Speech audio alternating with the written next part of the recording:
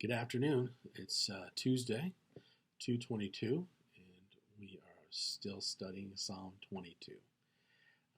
We're towards the end of it. We're going to take a look at verse 27 this afternoon, and then we'll have two more times where we'll meet to finish up the psalm. So, Psalm 22, verse 27. All the ends of the earth shall remember and turn to the Lord, and all the families of the nations shall worship before you. Do you know that Jesus never talked about his past? We have no recollection, no record of him referring to his childhood.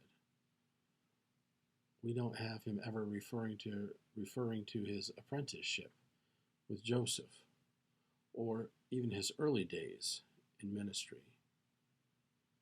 He never spoke about the last year or even yesterday. Jesus was always looking at what God is doing today and what he's going to do in the future. Jesus was never nostalgic for the way things used to be. His sights were always pointing forward. Now here we have Jesus on the cross. His life is ebbing away. Every breath is torturous.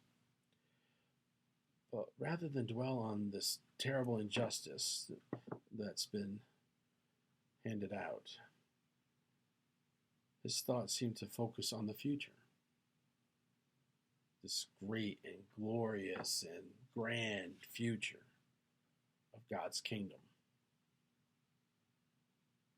All the ends of the earth shall remember and turn to the Lord, and all the families of the nations shall worship before you.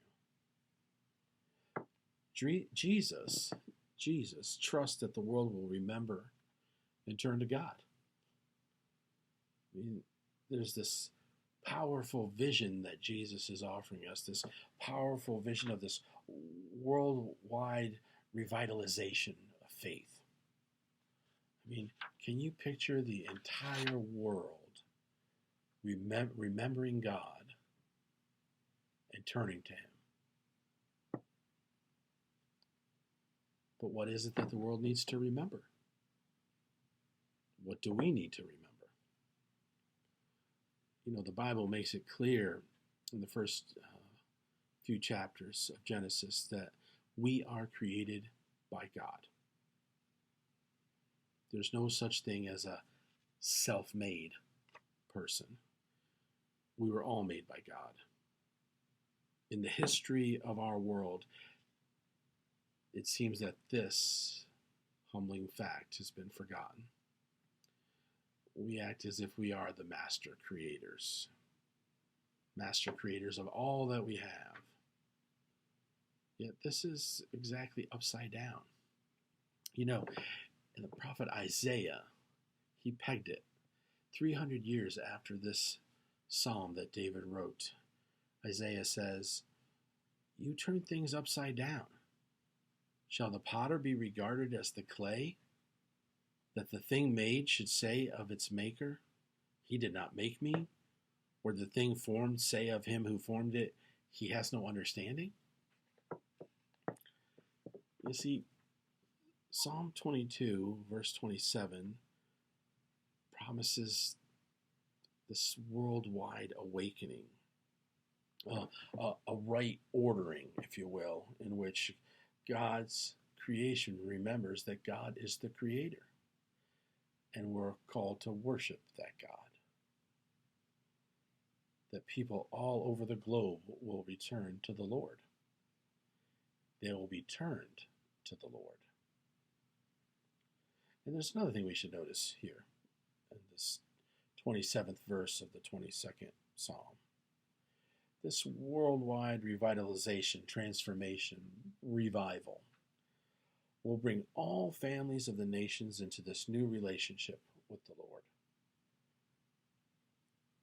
That's an important distinction. This new gathering of people will be organized by families, not nations. The Bible doesn't forecast some sort of spiritual United Nations filled with harmony and love.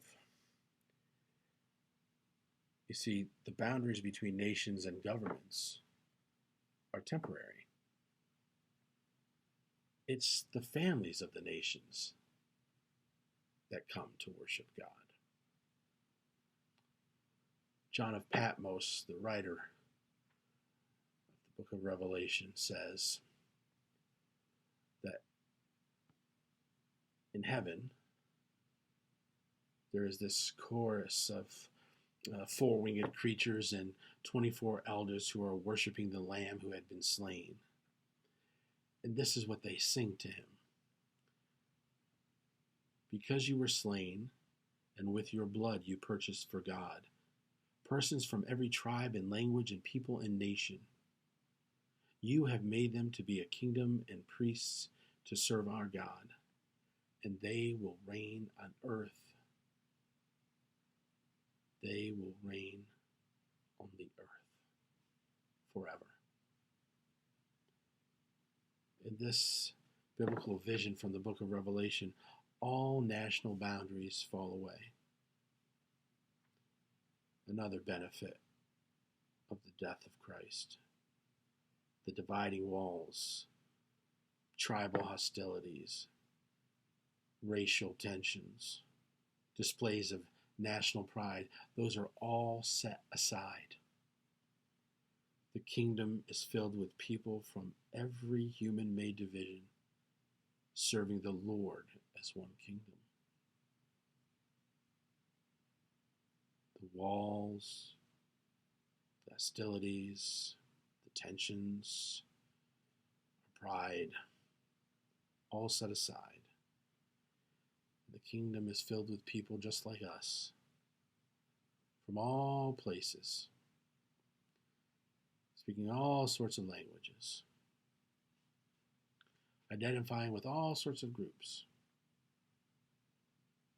Let's all put to the side, and we will come together and worship and serve the one Lord, and we'll do it as one kingdom. That's a beautiful vision. I pray and hope that it is so. But thanks for being with me, and hope to see you next week, next Tuesday at 2:22 for Psalm 22. Have a great day.